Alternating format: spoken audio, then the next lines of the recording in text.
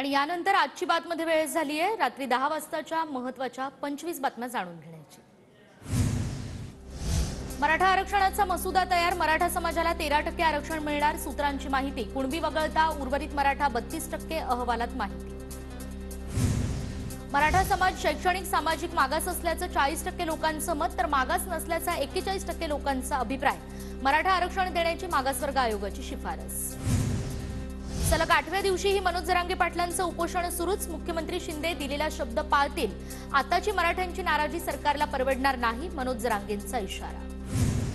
Chhagan Bhujbal OBC समाजाला लागलेली 7.5, जरांगे पाटलांचा निशाणा, तर भुजबळ ओबीसी समाजाला लागलेला डाग असल्याचीही जरांगेंची टीका।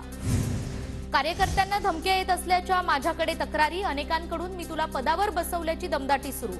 बारामतीमध्ये पहिल्यांदाच असले प्रकार, शरद पवारांची अजित पवारांवर टीका। अजित पवारांसोबत फक्त त्यांचा मुलगा आणि पत्नी, बारामतीची जनता कायम शरद पवारांसोबत, संजय राऊतांची अजित पवारांवर टीका। सुनेत्रा पवारांच्या शिरूर दौऱ्यानंतर पार्थ पवारांच्या उमेदवारीच्या चर्चांना उधाण, तर शिंदे गटाच्या शिवाजीराव आढळराव पाटलांचाही शिरूर लोकसभेवरचा दावा कायम।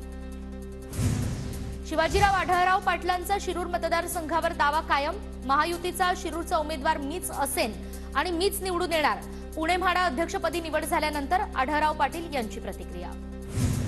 रायगड लोकसभेची जागा राष्ट्रवादी काँग्रेस लढवणार, रायगडच्या म्हसळामध्ये झालेल्या सभेत अजित पवार यांची घोषणा, तर लोकांच्या मनातील निर्णय घेणार असल्याचंही अजित पवारांचं आश्वासन। एकजुटीने शक्ती पणाला लावली तर माढामध्ये अनुकूल निकाल देऊ, शरद पवार गट माढा लोकसभेची जागा लढवण्याची शक्यता, शरद पवारांनीच दिले संकेत। अहमदनगरमध्ये ठाकरे गटाच्या सुषमा अंधारेंना ठाकरे गटाच्याच माजी जिल्हाध्यक्षांकडून विरोध, हिंदू देवतांवरील वक्तव्यावरून अंधारेंना विरोध आणि ठाकरे गटाच्या काही पदाधिकाऱ्यांसह मनसेकडूनही सुषमा अंधारेंना विरोध। रत्नागिरी जिल्ह्यात 24 फेब्रुवारीपर्यंत जमावबंदी लागू, पोलीस प्रशासनाचा निर्णय, चिपळूणमधील कालच्या राड्यानंतर पोलीस प्रशासन ॲक्शन मोडवर।